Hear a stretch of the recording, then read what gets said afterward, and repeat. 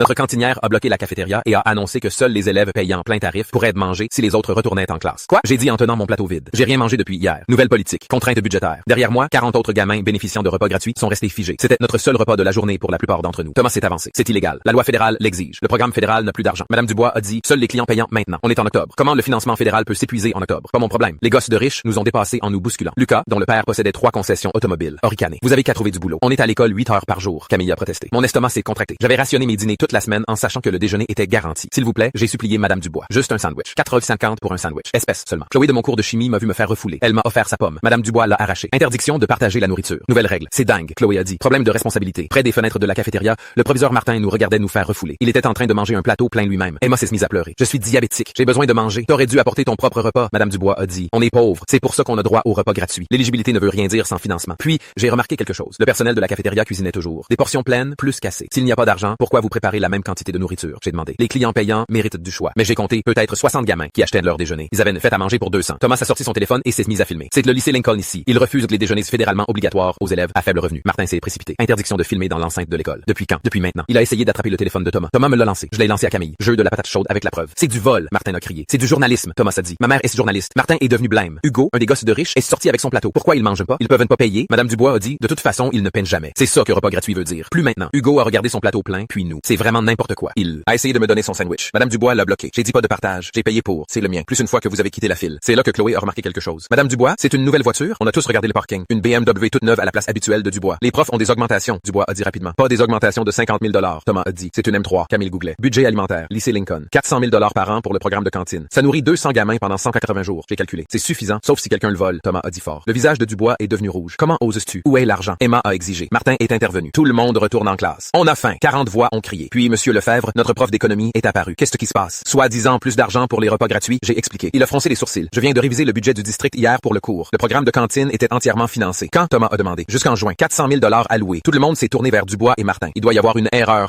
Martin a bégayé. Ouais, Camille a dit. L'erreur, c'était de penser qu'on remarquerait pas. Lefebvre a sorti son ordinateur portable. Laissez-moi vérifier le compte réel. Martin a essayé de l'arrêter. C'est confidentiel. C'est un document public. Il s'est connecté au portail du district. On s'est tous regroupés autour. Le compte montrait 400 000 $ déposés en août. Solde actuel, un 247 $. Où sont passés les 399 000 $? Lefebvre a demandé. Dubois reculait. Le téléphone de Martin a sonné. Il a répondu. Est devenu blanc. A raccroché. C'était le superintendant. Quelqu'un a appelé les infos. Ils arrivent. En moins d'une heure, des camions de télé ont encerclé l'école. Des gamins racontant aux journalistes qu'on leur refusait à manger. Le FBI est arrivé dans l'après-midi. Des experts comptables judiciaires. Le soir, ils avaient trouvé. Dubois et Martin avaient transféré l'argent de la cantine sur un faux compte fournisseur. Service alimentaire premium SARL, qui était enregistré au nom de jeunes filles de Dubois. Ils avaient volé 399 000 $ destinés à nourrir des gamins pauvres pour des BMW et des vacances. Dubois a été arrêté dans la cafétéria. Martin dans son bureau. Le lendemain, des bénévoles sont apportés de la nourriture. Des restaurants ont fait des dons. Toute la communauté s'est mobilisée.